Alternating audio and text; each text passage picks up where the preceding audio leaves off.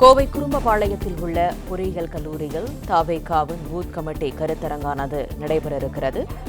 இன்றும் நாளையும் நடைபெறும் பூத் கமிட்டி கருத்தரங்கில் கலந்து கொள்ள தலைவர் விஜய் தனி விமானத்தில் கோவை புறப்பட்டார்.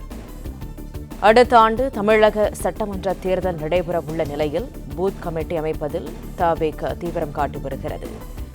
மேற்கு, மத்திய, தெற்கு, வடக்கு, டெல்டா என 5 மண்டலங்களாக பிரித்து பூத் கமிட்டி கருத்தரங்கானது நடக்க திட்டம் தீட்டப்பட்டிருக்கிறது. கூடுதல் தகவல்களை தருகிறார் எமது செய்தியாளர் வினிஷ் சரவணன். வினிஷ், வணக்கம். முழு விவரங்கள் என்ன? தலைவர் விஜய் தற்பொழுது தமிழக வெற்றிக் கழகத்தினுடைய முதல் பூத் கமிட்டி கருத்தரங்கில் கலந்து கொள்வதற்காக சென்னை விமான நிலையத்திலிருந்து தனி விமானம் மூலம் கோயம்புத்தூர் நோக்கி புறப்பட்டிருக்கிறார். கட்சியினுடைய அடிப்படை கட்டமைப்பை பலப்படுத்த ஏற்கனவே கட்சியினுடைய நிர்வாகிகளுக்கு விஜய் அறிவித்திருந்தார். அதன் அடிப்படையில் 5 கட்டங்களாக நடைபெறக்கூடிய தமிழக வெற்றிக் கழகத்தினுடைய முதல் கருத்தரங்கு நிகழ்ச்சி பல கட்டங்களாக நடத்தியிருக்கிறார்கள்.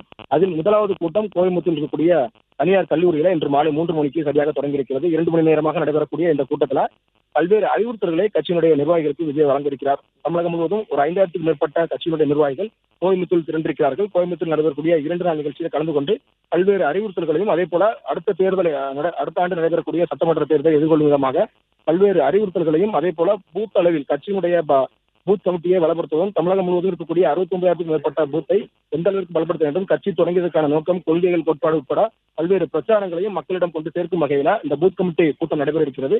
இந்த கூட்டத்தில் கலந்து கொள்வதற்காக தான் தற்போது தமிழக வெற்றிக் கழகத்தினுடைய தலைவர் விஜய் சென்னை விமானத்திலிருந்து கோயம்புத்தூர் நோக்கி புறப்பட்டிருக்கிறார். தகவல்களுக்கு நன்றி வினிஷ் சரவணன். பிளே ஸ்டோர் மற்றும் ஆப் ஸ்டோரில் இருந்து பாலிமர் செயலியை QR கோடு மூலம் பதிவிறக்கம் செய்யுங்கள்.